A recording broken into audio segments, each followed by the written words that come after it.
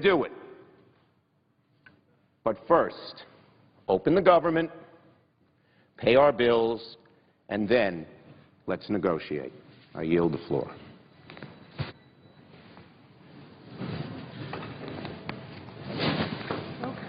Mr. President. Senator from Washington? Mr. President, my understanding is that we were going to go back and forth. Correct. If the senator from Texas wants to go, I'll wait for him. Thank you, ma'am. Mr. President. Senator from Texas. I thank the Majority Leader for his impassioned remarks today. And all of us weep for those servicemen and women who have lost their lives in defense of our great nation. And I would note that this Senate can right now, today, move to correct the problem that the Majority Leader described. The House of Representatives has passed 8 separate bills funding vital priorities of the government. All 8 of those bills now sit on the Majority Leader's desk. This Senate has not voted on those bills. To date, the Majority Leader has not allowed the United States Senate even to have a vote on the bills that would fund vital government functions. One of those bills is a bill that funds the VA, funds the Department of Veterans Affairs. Now, Mr. President, it seems to me we're going to have political differences, and those political differences are not going away anytime soon. But we ought to be able to say, regardless of what happens in the battle over the shutdown, our veterans should be beyond politics. We should have bipartisan agreement. Let's stand for our veterans. Right now, veterans' disability payments are not funded. The House has passed legislation to fund it, and it was bipartisan legislation with a number of Democratic votes in the House, and yet the Majority Leader has not allowed the United States Senate to vote on it. The only thing in the way of funding the VA today is the Senate voting to do so, is the objection that the Majority Leader has raised to funding the VA. And let me note, the bill that the House passed funding the VA is a clean CR on the VA. It doesn't mention Obamacare. It doesn't say a word about Obamacare. Simply says our veterans should be beyond partisan politics, regardless of the shutdown. And, Mr. President, let me note, this body has engaged in bipartisan cooperation already. Earlier in the course of this debate, the House of Representatives passed a bill to fund the men and women of the military, to pay their paychecks. Now, for weeks, there had been politicians suggesting that if there were a government shutdown, the men and women of the military would not be paid. The House passed a bill, a clean CR, that said we will fund the men and women of the military. And let me commend my friends on the Democratic side of the aisle. Let me commend the Majority Leader, because the 54 Democrats in this body made the right decision to act in a bipartisan way and cooperate with the Republicans in this body and with the House of Representatives, and in 24 hours, the bill funding the men and women of our military became law, went to the President, and was signed into law. That's the way it's supposed to operate. But, Mr. President, let me ask, if we could work together in a bipartisan manner to say we're not going to hold the men and women of the military hostage, why can't we work together in a bipartisan manner to say we're not going to hold our veterans hostage, that regardless of what happens in the shutdown, let's fund the VA now? Likewise, the House of Representatives has passed a bill funding our parks and national memorials. We have seen day after day World War II veterans coming to the World War II memorial and facing barricades that the administration has put up, that the administration has expended money to keep them out. The House has passed a bill to fund our parks and our memorials. Mr. President, let me suggest, if the Senate would only vote, we could open every park and memorial in the country. The House has passed a bill to fund FEMA. If the Senate would only vote, FEMA could be funded. The House has passed a bill to fund the National Institutes of Health so that we can provide vital cancer research. The Majority Leader spoke quite passionately just moments ago about the need to fund the National Institutes of Health. I agree with the Majority Leader. And I would ask the Majority Leader to withdraw the objection he has raised to funding the NIH. Now, let me note, some have disparaged the House's approach as a, quote, piecemeal approach. Mr. President, let me note that is the traditional means of appropriating and legislating that for centuries this body has done. The VA is usually funded just the VA, not connected to anything else. Why would the Senate want to hold veterans hostage because of disagreements over Obamacare? I don't think we should. I think we should fund the VA right now. Why would the Senate want to hold our parks and memorials hostage? Why would the Senate want to hold the National Institute of Health hostage? Why would the Senate want to hold federal workers hostage? On Saturday, the House of Representatives unanimously passed a bill to provide back pay for federal workers who have been furloughed. Let me note, every House Democrat who voted in favor of that, and yet the majority leader has not allowed this body to vote. I'm going to say right now, I agree with those House Democrats, and let me urge the Senate Democrats, stand with your House Democrats who voted unanimously in favor of back pay for federal workers. We can work together with bipartisan compromise, but we can only do so if both sides come to the table. Right now, the House of Representatives is working constructively to fund vital priorities, and unfortunately, President Obama, the majority leader and Senate Democrats are refusing to negotiate, refusing to compromise. That's not a reasonable approach. It's not a path that will lead to resolving this. And so I hope we come together, resolve this, fund our vital priorities, and at the same time, respond to the millions of people who are hurting because of Obamacare, who are losing their jobs, who are pushed into part-time work, who are facing skyrocketing insurance premiums, and who are losing their health insurance. We need to answer the call of our constituents. We need to answer the call of Teamsters President James Hoffa, who put in writing that Obamacare right now is destroying the health care of millions of working men and women. Destroying is the word Mr. Hoffa used. I think the United States Senate should respond to the concern Mr. Hoffa raised, and we should stand with millions of working men and women.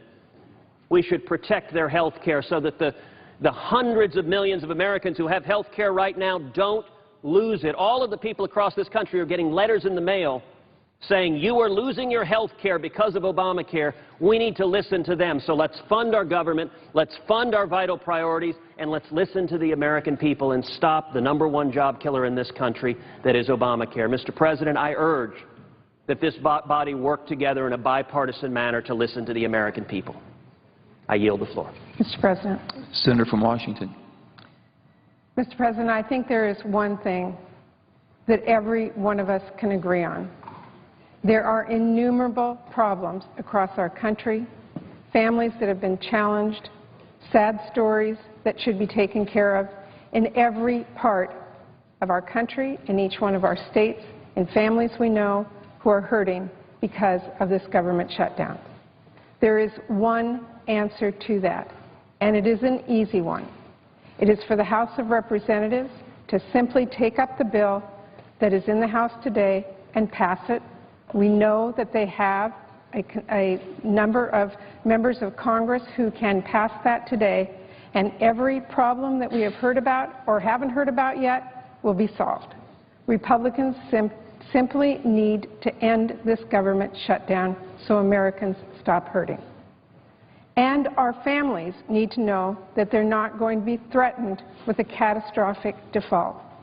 And when that happens, we will be waiting at the table, as we are today, to negotiate a long-term deal in the budget conference that the other side has spent months blocking.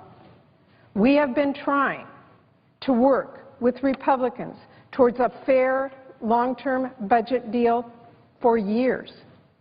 Since 2011, Democrats from the Senate to the House to the administration have sat in rooms, we have negotiated, we have talked, we have discussed, and we have offered compromise after compromise.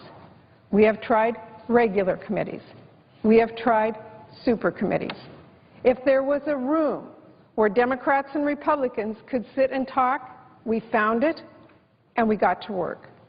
But no matter what we did, no matter how much we offered, we were unable to come to a place that we could agree was a fair and balanced approach that the American people deserved.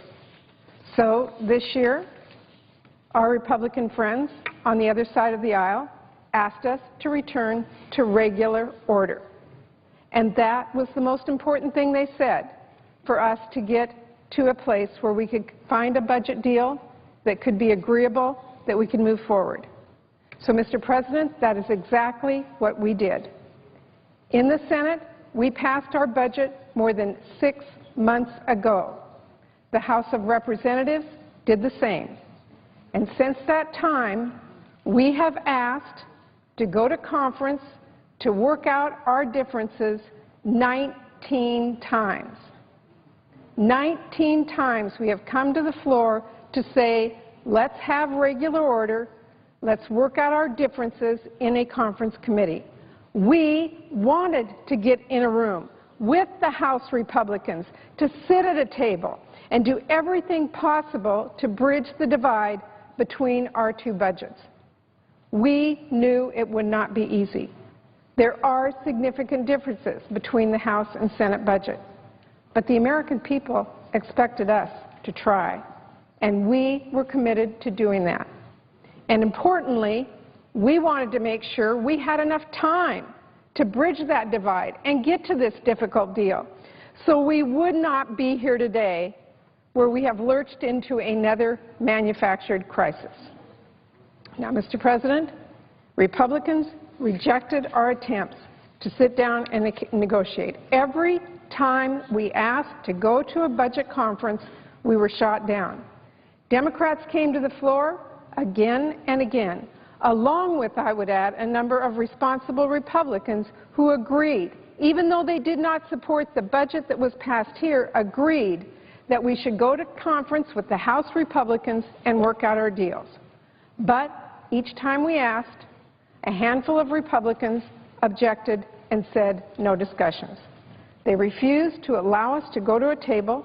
They had no interest in any discussion or negotiation or talk. And they pushed us until they got exactly what those few Republicans here wanted, and that was an avoidable, completely avoidable government shutdown. So, Mr. President, after spending 6 months rejecting talks, causing this crisis, now all of a sudden some of them seem desperate to make it look like they are the ones interested in negotiating. They know it is clear to families across the country that the only reason this crisis continues is the House Republicans refuse to take up the bill and pass it right now, which will get our government open and running again. And by the way, now they're trying to do everything they can to distract their constituents from that simple fact. But, Mr. President, the American people are smarter than that. They know the world did not begin the day the government shut down. They know it is not possible for Republicans to just discover negotiations 20 minutes before a shutdown, when all they need to do is take up the bill and vote. Now, Mr. President, the latest gimmick that the House seems to be considering is to start another super committee to debate this issue. Instead of simply taking a vote to end this crisis, they want a repeat of 2011. They want another super committee. Well, as everyone here knows, I co-chaired that super committee. Senator from Montana worked for hours and hours and days on end with me on that committee, and it failed for reasons that we believe in and they believe in, which could be debated, but it didn't have a resolution. And, Mr. President, I think House Republicans are going to have a lot of trouble explaining to those families who haven't seen a paycheck since this shutdown started that they should wait for another super committee to go to work. Mr. President, here's what should happen. House Republicans should end this crisis. They should simply allow a vote on our bill to end the shutdown, which would pass with bipartisan support. They should stop threatening an economic catastrophe if they don't get their way, and we are happy to sit down and negotiate. We know on our side that a negotiation on a budget deal is not going to make us happy.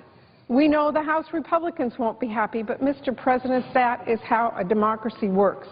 by working out our differences. And Democrats are here to stay today. We're willing to negotiate, and we're willing to work with our Republican counterparts to find a path forward.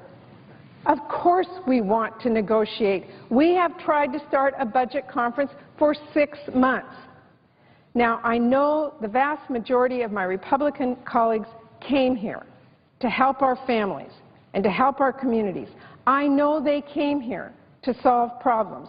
The vast majority came here to work across the aisle to make the country better.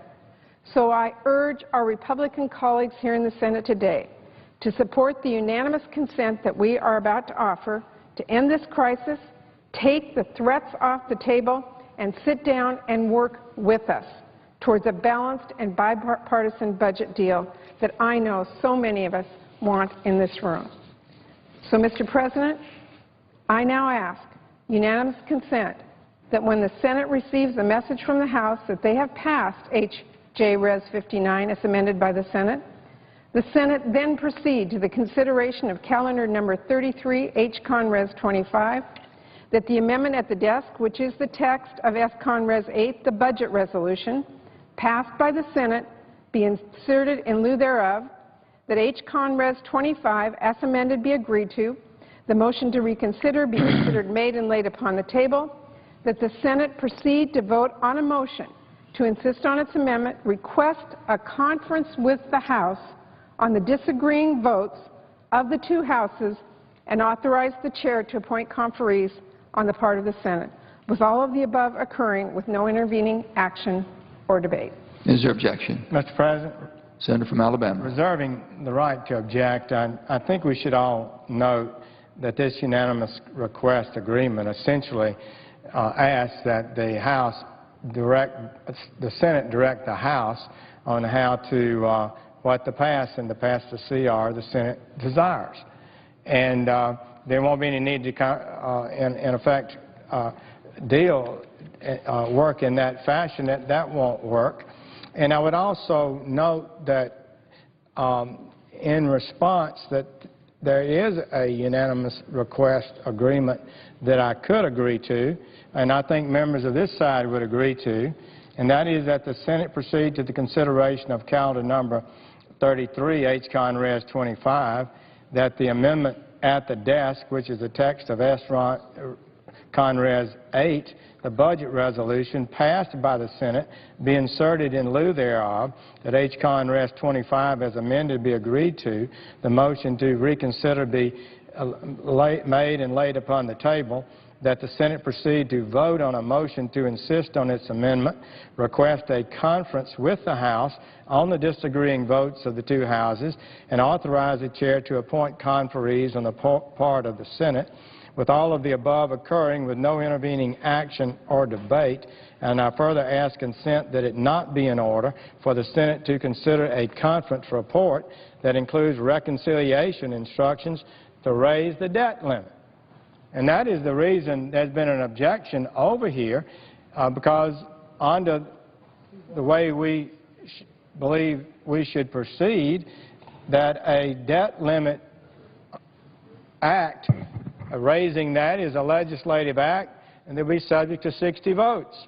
And what the concern is from the members of our conference who've objected is that if you put the debt limit on the budget, then you could only have to have 51 votes. And they've insisted that they would approve going to the House and having conference on the budget, but they want an agreement that you're not going to slip through, an attempt to slip through that. And if it's not a problem, why won't you agree to that? So for these reasons, Mr. President, I think we're not able to agree, and I would object. Mr. President. Objection is heard. Mr. President, responding to the unanimous request consent that the senator from Alabama propounded, I reserve the right to object. And Mr. President, we may have just reached the heart of the matter. While we hear day after day that our House Republican friends want to negotiate on the debt limit, the senator from Alabama asked us now to specifically preclude us from talking about that very subject. I would suggest, respectfully, that perhaps the real problem here isn't that Democrats aren't talking to Republicans, it's that Republicans aren't even talking to each other. Mr. President, I also want to note that this modification that the senator from Alabama is asking would leave us in a shutdown facing hundreds of thousands of families who would wonder when their next paycheck would come while we do our work. So, Mr. President, I object to the senator's request, and I renew my unanimous consent.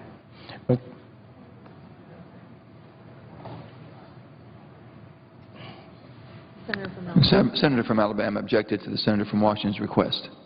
And I believe it's, Mr. President, if I understood, she renewed it, and so I would renew my objection. Objection is heard to all requests. Mr. President, just briefly, I appreciate Senator Murray having passed a budget this year in the Senate for the first time in 4 or 5 years. And it's a budget that is way off the kind of budget we should have, let's be frank. But it was one that they stood up and voted for. And that is something of value to begin our process around here. I would just note the reason it's such an unacceptable proposal from our Democratic majority, very similar to what President Obama asked for. It raised taxes $1 trillion over 10 years.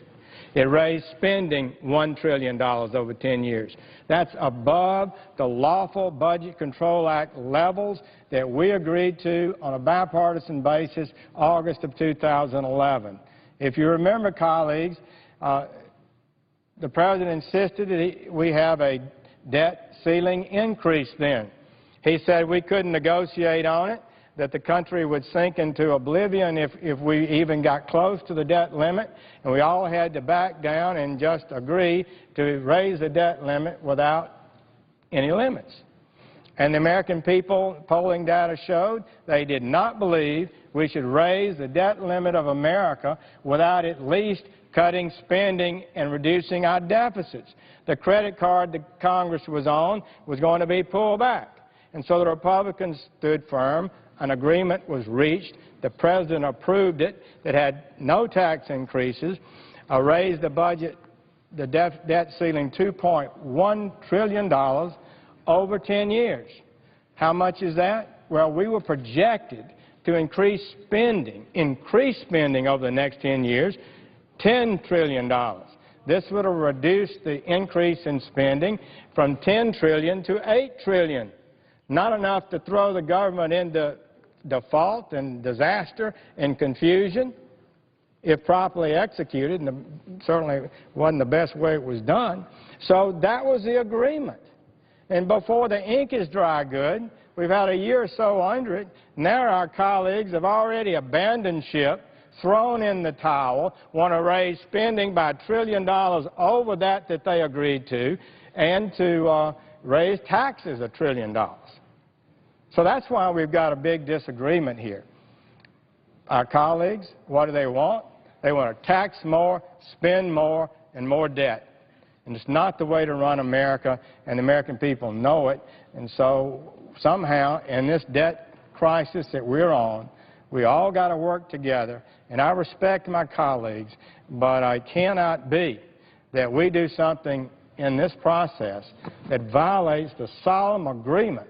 We told the American people, okay, American people, we've done something. We've raised the debt ceiling $2 trillion, but we reduced spending by $2 trillion. The debt ceiling's already eased up that $2.1 trillion already, but we still made our promise that we have to honor that we'll save $2.1 trillion of growth over the next 10 years. And that's our responsibility and our duty, in my opinion. I thank the chairman. Yield the floor. Mr. President, let me ask consent that the next 2 Republican senators be recognized would be Senator from Maine, Senator Collins, followed by Senator from Alaska, Senator Murkowski. And we would continue to alternate between both sides. Without objection. Senator Collins would be recognized at this time.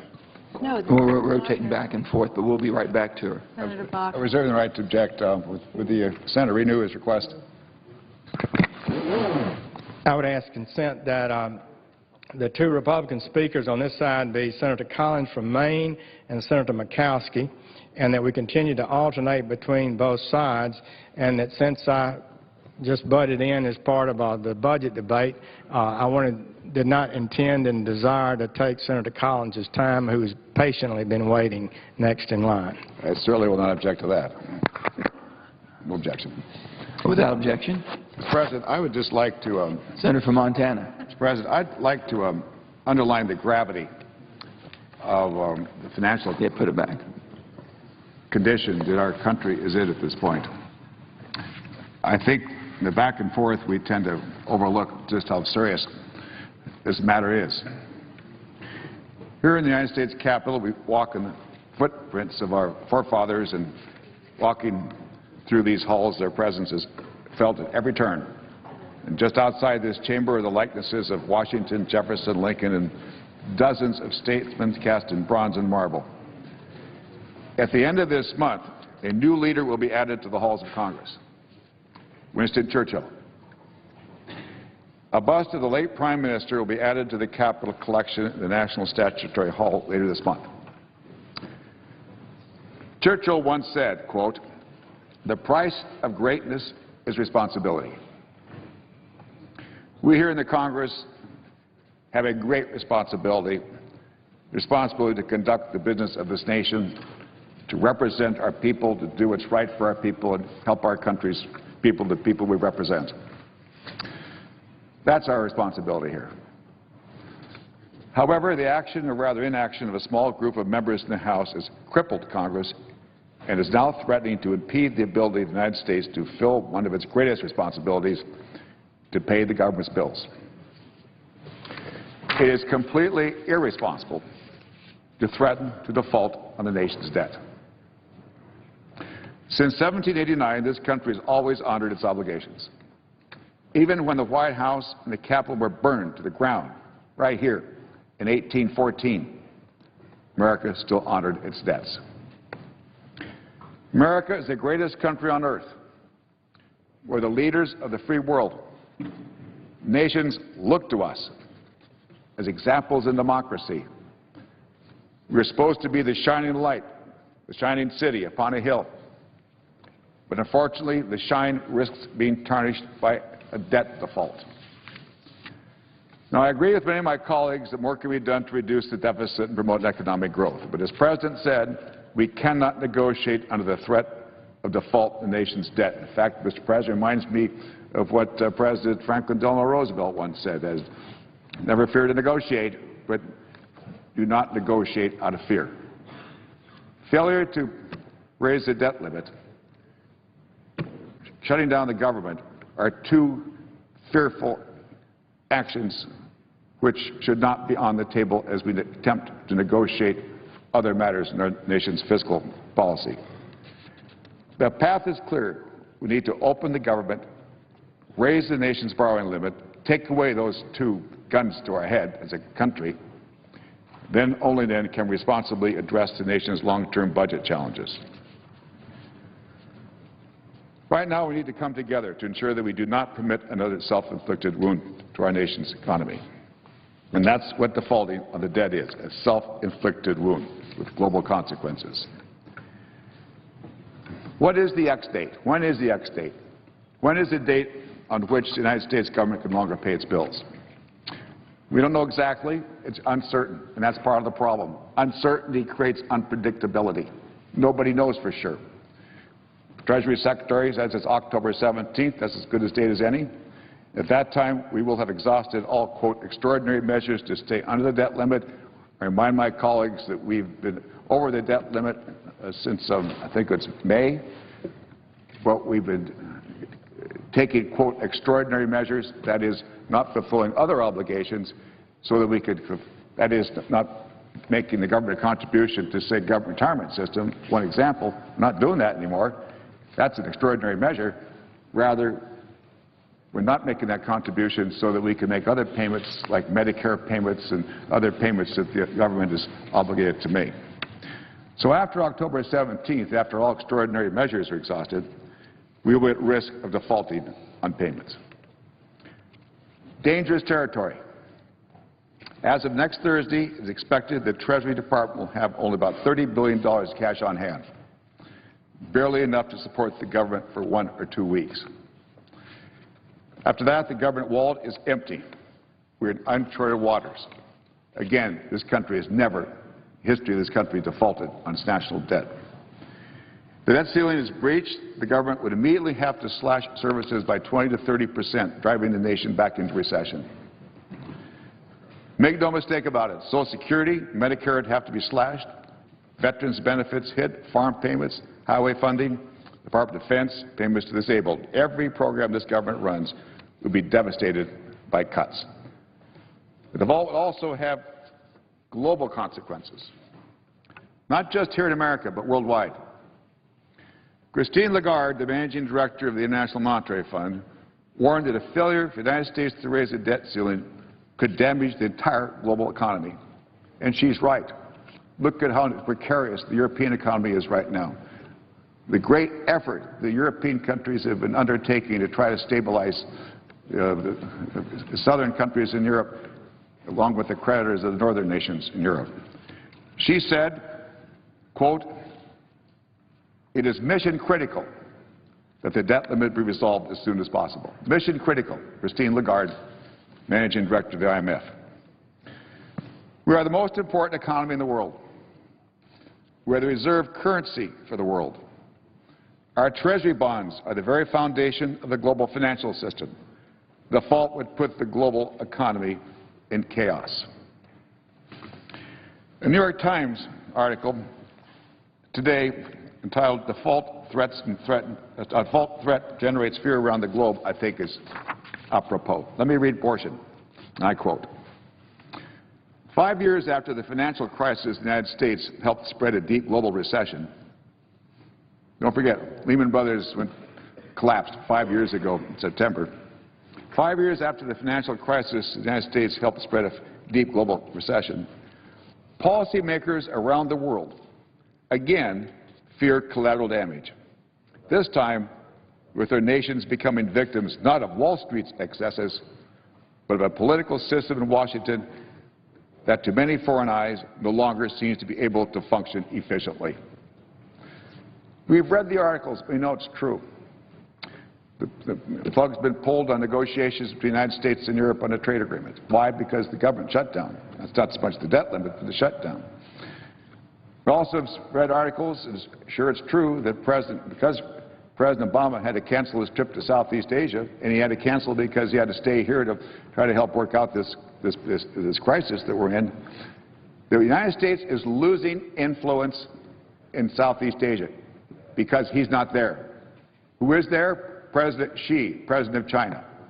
President Xi is there explaining to the Southeast Asian countries that China is their friend, and he is making loans, an international development bank sponsored by China, the tens and twenties of $1 billion just been announced by President Xi. Not by the United States, but by China. Those countries are trying to escape the gravitational pull of mainland China. President Xi's presence there helps increase that gravitational pull. The President of the United States is not there to show to those other Southeast Asian countries that we, the United States, care. He's not there. He's not there because we're not doing our work. That's why he's not there. His absence creates another, almost deeper concern among countries, let's say, in Southeast Asia. Where is the United States going to be militarily if there's some military difficulty in Southeast Asia? Where is the United States going to be? Can the United States be counted on? Can the United States be trusted? Well, it seems like there's a question there because the President's not in Southeast Asia, and the other question is because there's a question whether the United States is going to pay its debts, is going to pay its bills. That's a question. I think we eventually will, as the Senator from Arizona, Senator McCain, said. I think most members of this body think that we eventually will. But let's get there now, not later. There's a real danger here, Mr. President, a big danger here. The danger is that we're going to get close to the cliff and get so close to it that we'll go over it. We know the cliff is out there. The cliff is the fault. We know it's not too far away. We know we don't want to go over the cliff. We don't know exactly where that cliff is. We don't know. It may be closer than we think. We don't know what payments we have to make when they're due. We don't know what the revenue is going to be. That's why the X date is so uncertain. In addition to that, something might happen that triggers a catastrophic economic global response. I don't want to overstate this point, but back in 1914, the Archduke of Austria was assassinated in Serbia. That spark created World War I. That spark caused it. And just very briefly, in addition, there have been other instances when pressure was being built. People didn't heed warnings. They let fate tempt them, and the result was collapse. There have been financial bubbles in this world. The tulip bubble is an example. The Lehman Brothers collapse is another example. We knew that with mortgages being written, that the bubble is building in that market. But we just say, oh, nothing's going to happen, but it eventually did. So I just plead with my colleagues here. Remember, we can't control fate. We can't control it. We can do our best. And we all know that we're going to raise the debt ceiling. We all know that we're going to open up the government. So let's do it earlier rather than later. And I know I'm competing the time here a little bit, but I think it's important to remind ourselves, yes, we're the greatest country in the world. The leader asked me to refer to a book that I mentioned a couple hours ago in the Democratic luncheon by Paul Kennedy, a Princeton historian. And he pointed out, in the sweep of history, civilizations and countries rise and fall. There's no guarantee that any civilization or country continues forever. Greeks, Romans, Persians, Genghis Khan, United Kingdom, they rise and they fall. Well, we're number one right now. How long can we continue to be number one? He also pointed out, Paul Kennedy, in the sweep of history, countries are defeated not by external enemies, but by internal decay. And so I'm saying here, Mr. President, let's not decay here. Let's resolve this like adults, and let's be responsible in the spirit of Winston Churchill. Mr. President. Senator from Maine. And I apologize to my good friend from Maine for being on her time. Mr. President, the government shutdown represents a failure to govern and must be brought to an end. Disabled veterans who have sacrificed so much for our country are waiting for their claims to be handled. Pregnant women and small children are at risk of their WIC benefits not being funded. Crucial biomedical research is being disrupted, and the sickest of children are being turned away from clinical trials at the National Institutes of Health.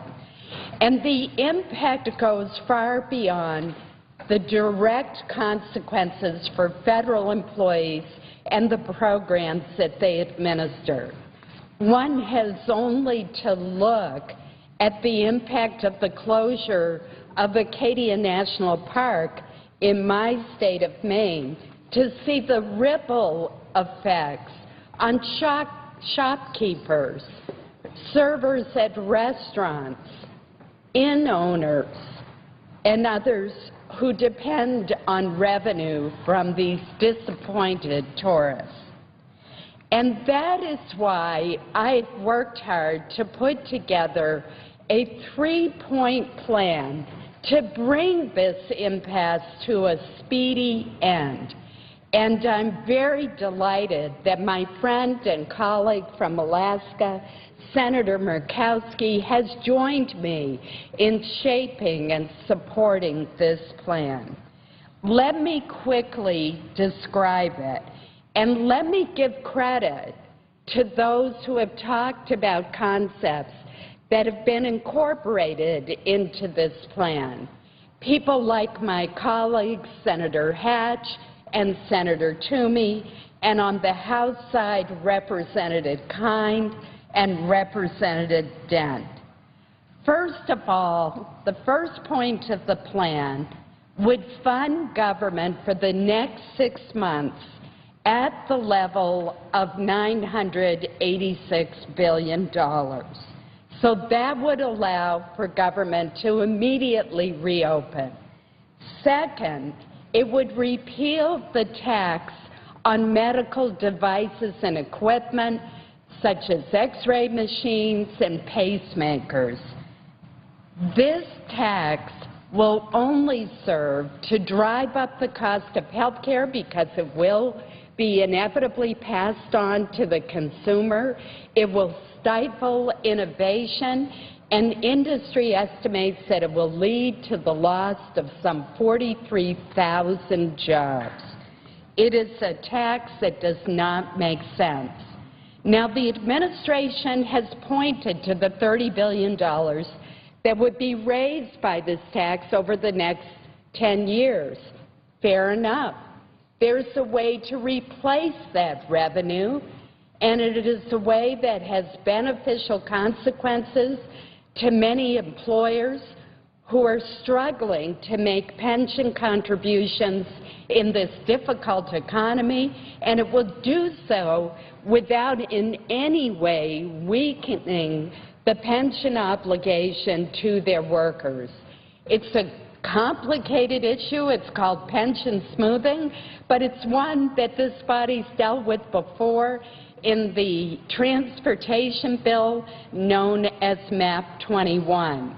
So we would extend that pension smoothing on the contributions, which has been produced by the fact that the Federal Reserve has held interest rates at a very low level.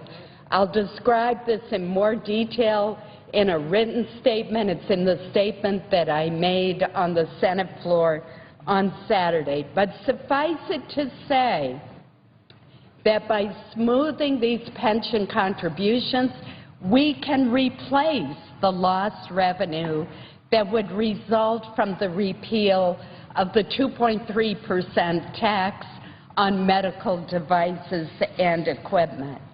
The third point of our plan, the Collins-Murkowski plan, includes a bill that Senator Mark Udall and I introduced earlier this year that would provide flexibility to federal managers in dealing with sequestration. But it does so in a way that preserves the important congressional oversight. Mr. President, sequestration is a flawed policy because it does not discriminate between essential programs and those that are duplicative and wasteful. But if we are to have sequestration, surely we should give federal managers the ability to set priorities and apply common sense in its administration instead of having across-the-board equal medex cuts for every line item in their budgets.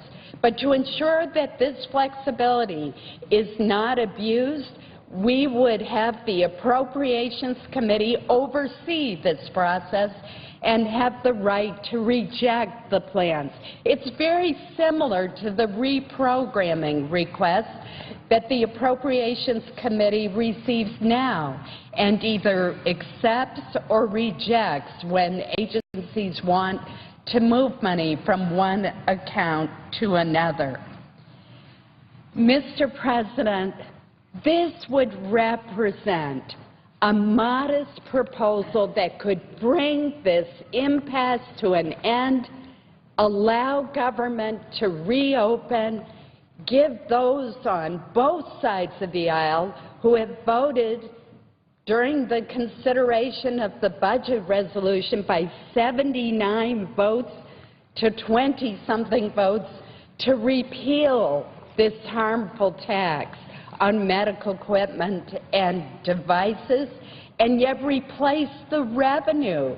So the administration, I don't see how the administration could object to that, because the revenue would be replaced, yet this harmful tax would be repealed, and we would give federal agencies the flexibility to deal with sequestration. Mr. President, there's something in the Collins-Murkowski plan that everyone, on both sides of the aisle, can point to, and yet it would get us out of this impasse that is increasingly harmful to our country and its image in the world. Mr. President, it is past time for us to come out of our partisan corners. It is past time for us to stop fighting, and it is past time for us to reopen government. We all have made crystal clear what our positions are on Obamacare at this point. Let's proceed with governing rather than continuing to embrace a strategy that will lead us only to a dead end and whose consequences will be increasingly felt by our economy and by the American people. We can do this. I ask my colleagues, my Democratic colleagues, to take a close look at the plan that we're putting forward. It is a reasonable approach. I ask my Democratic and Republican colleagues to come together. Let's get this done. We can do it. We can legislate responsibly and in good faith. Thank you, Mr. President. Mr. President. Senator from Maryland. Mr. President, I rise to respectfully say that we in the United States Senate and we in the United States Congress have to do what our constituents elected us to do, and that what the Constitution requires us to do. Keep the United States government open and make sure the United States of America pays its bills. To do that, we are open to negotiation and examining a variety of ideas. But the main ideas go through the regular order in the committee process. We can keep open the government. We can meet our responsibility on the public debt if we embark upon two solutions. And they are in the hands of the other party. We call upon the House to pass the Senate continuing funding resolution that would reopen government. Keep it going until November 15th. No long-term solution. Get to it right now. Keep it funding at 2013 levels, acknowledging the sequester level. That was a big compromise. I compromised as the chair of the Appropriation Committee to move that continuing funding resolution. It was $70 billion less than what I wanted.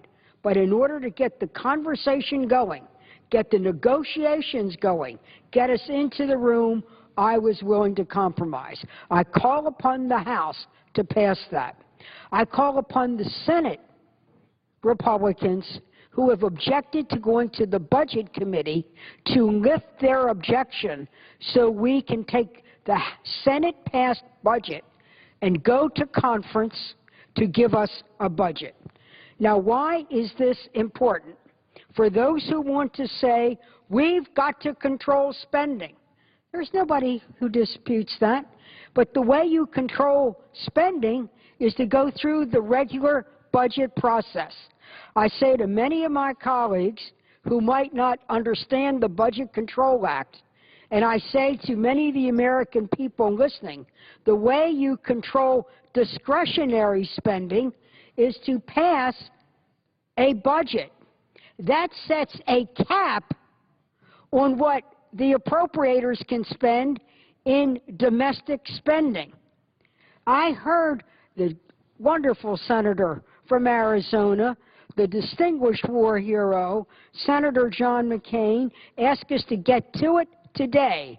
I agree. Let's get to it today and lift the objection for Senator Murray, the chair of the Budget Committee, to take appointed conferees and go and negotiate on the budget. I say to my colleagues, again, to explain the Budget Control Act, we appropriators are not wild spenders.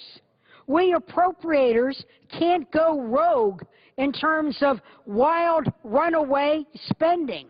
We have a budget cap imposed upon us through a budget process and something called a 302A. But we can't get that. We can't get the cap on spending unless the Budget Committee is able to move. Mr. President, this is really serious. I have the high honor of representing the state of Maryland. I note my colleague from Maryland, Senator Cardin, is on the floor.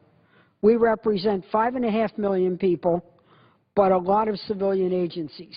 I note also on the floor the distinguished senator from Virginia, the former governor of Virginia, and also 2 former governors of Virginia. Between we 4, we represent the largest concentration of federal employees in the world. From the Department of Defense to the National Institutes of Health to the national standards, there is a roll call of honor, of service and duty that makes the United States a stronger country, a stronger economy, and so on. When we speak about government, we know what we're talking about, and we know what's going on. Many have spoken about, let's open the NIH. I want to open NIH. That clinical hospital is not accepting 2 new patients. 200 people this week have been turned away. Children in the United States of America turned away. And it's not just Barb Mikulski talking. The Washington Post reported on a lady who has cancer, who wants to come to the NIH, but she can't get into a clinical trial because it's closed down. And they say, well, Senator Barb, open the NIH, but you have to open the rest of the government. Right now, the Center for Disease Control has a substantial number of its workforce furloughed. CDC is being closed, and that constitutes a danger to public health. Right this minute in 18 states, 280 people have been sickened by salmonella. Thank God there have been no deaths, but it's making people very sick. We don't have CDC on the job tracking the way it should and also alerting public health departments around the United States of America how they should be standing sentry to protect people against salmonella. Open up the CDC. Open up the whole government. Just this week, in our own metropolitan area, a worker was killed trying to service the metro. This should be under investigation. 1 death, several injuries. There was a bus crash in Tennessee, but right this very minute, the National Transportation Safety Board has the majority of their people furloughed. They cannot investigate the metro accident. They can't investigate the bus crash in Tennessee. For though a few weeks ago, Senator Cardin and I knew that a person had a terrible accident on the Bay Bridge in which a car went over the side. We've asked for an investigation to make sure our bridge is safe. That is underway, but it's going to be delayed. Now let's take our FBI. Our FBI agents are on the job. They're being paid with IOUs. But a group of the FBI agents called Voices from the Field said to us, your United States government, guess what? We don't have gas for our cars. The FBI does not have gas for its cars. Agents' gas are limited to 200 miles per week, and they can't even buy gas out of their own pocket. Well, Mr. President, not only is the FBI running out of gas, I think we're running out of gas here. And the way we fuel our tanks and get America running and rolling again is to reopen government. The way you reopen government is Mr. Boehner, the Speaker of the House, under his job as the Speaker, we respectfully call upon him, vote on reopening the government by voting on the Senate-passed resolution. We say to our colleagues here on the other side of the aisle, lift your objection to the Budget Committee going to conference so they can come up with a budget and place your caps on domestic discretionary spending. And place your caps on all discretionary spending. We appropriators will abide by the cap. We will not have runaway spending.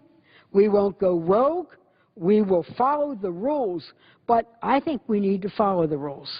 Under the statutory requirement of the Budget Control Act, they were supposed to bring the budget back April 15th. Well, we passed one on March 23rd, and we're waiting and we're waiting. So I want to join with my colleague from Arizona. Let's get to it. Let's get the job done. Let's reopen government. Let's pay our bills. I'm willing to negotiate. I'm willing to compromise. Mr. President, I yield the floor. Senator from Alaska. Mr. President, I would suggest that of those of us that are those who have just spoken prior to me, sounds to me like we ought to be able to get something done around here. We've listened to the chairman of the Appropriations Committee with her commitment to advancing things through the budget process. I, too, think that we need to go to conference and get that moving. Mr. President, we're sitting here in a kind of a rarefied world here in the United States Senate, in these chambers. Some would suggest that we live in a little bit of a bubble.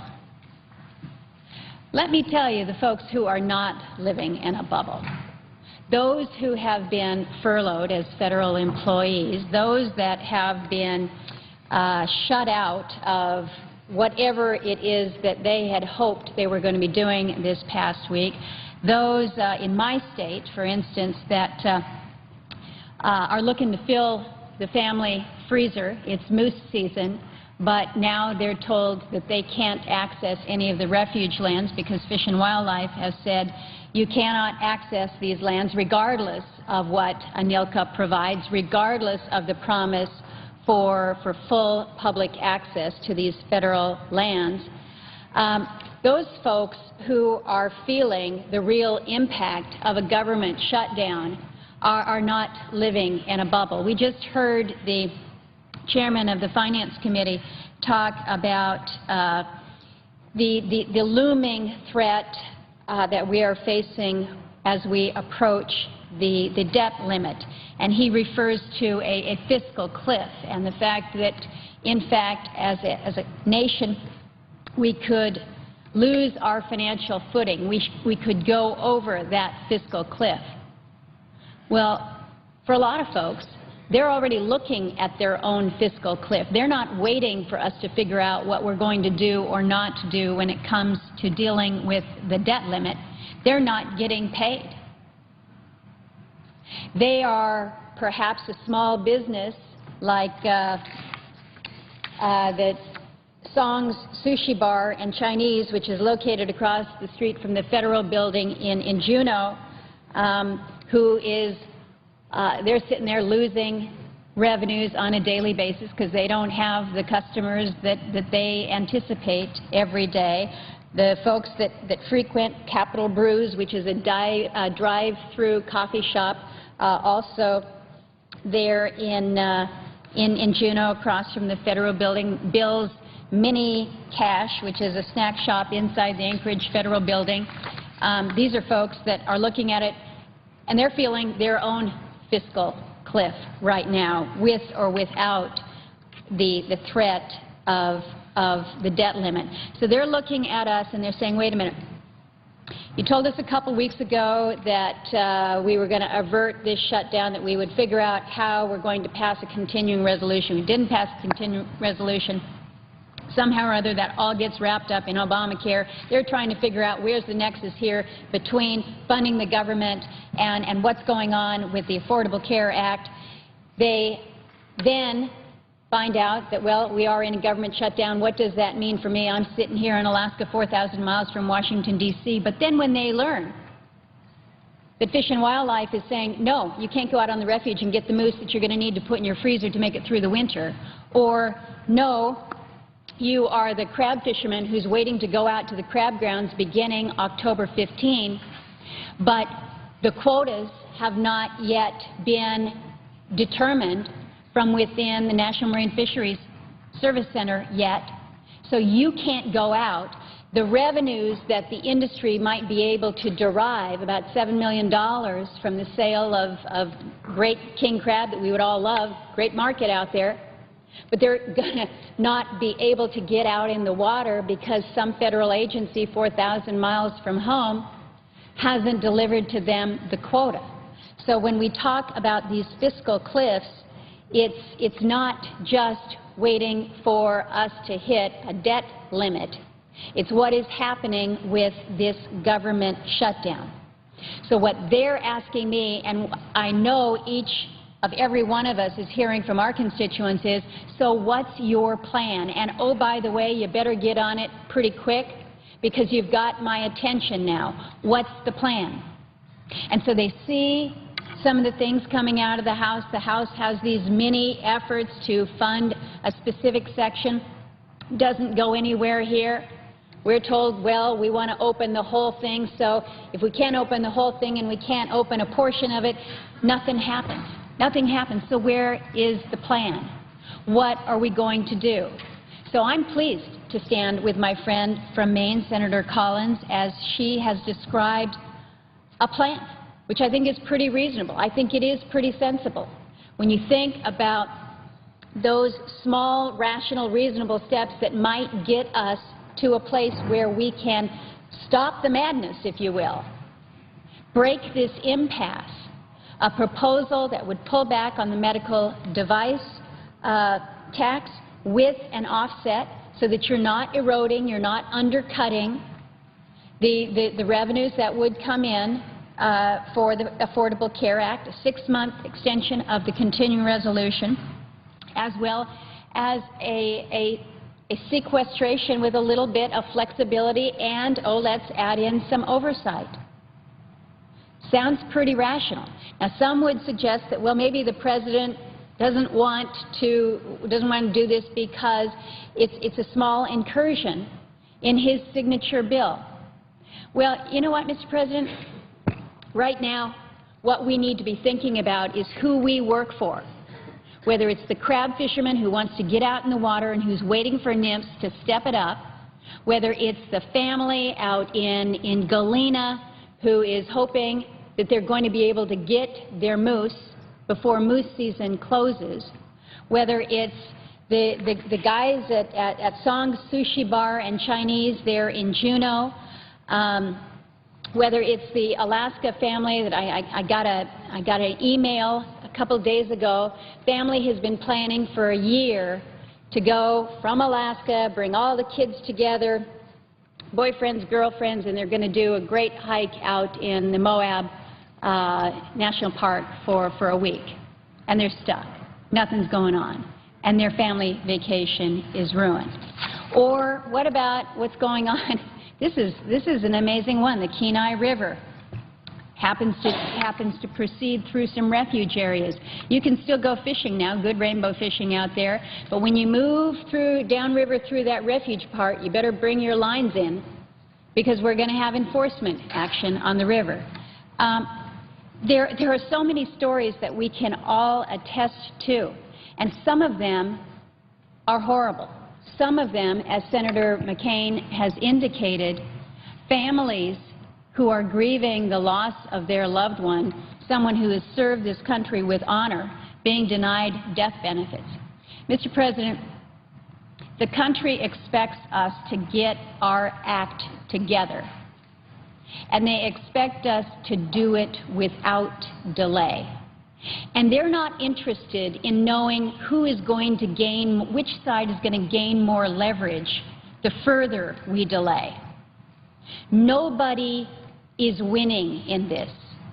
And I tell my friends the Democrats, you are not winning. And I tell my friends the Republicans, we are not winning. The administration is not winning. Everybody is losing in this when we cannot come together with a plan, with a resolve to do the job that we are tasked to do, which is basic governing. And keeping the government open is basic governing. So whether it's Senator Collins' plan, whether it is the effort that is yet to be created, as the senator from Arizona challenged us, let's start this now. Let's not delay any further, because real people, the people that we care for, the people that we are charged to help, are hurting right now. This goes beyond mere inconvenience. This is hurt. So let's do what we have pledged to do. Let's do what we've signed up to do, which is work together. At the end of the day, this is not going to be a Republican plan or a Democrat plan or a Senate plan or a House plan. It is going to be a plan that allows us to govern. And with that, Mr. President, I thank you and I yield the floor. Mr. President.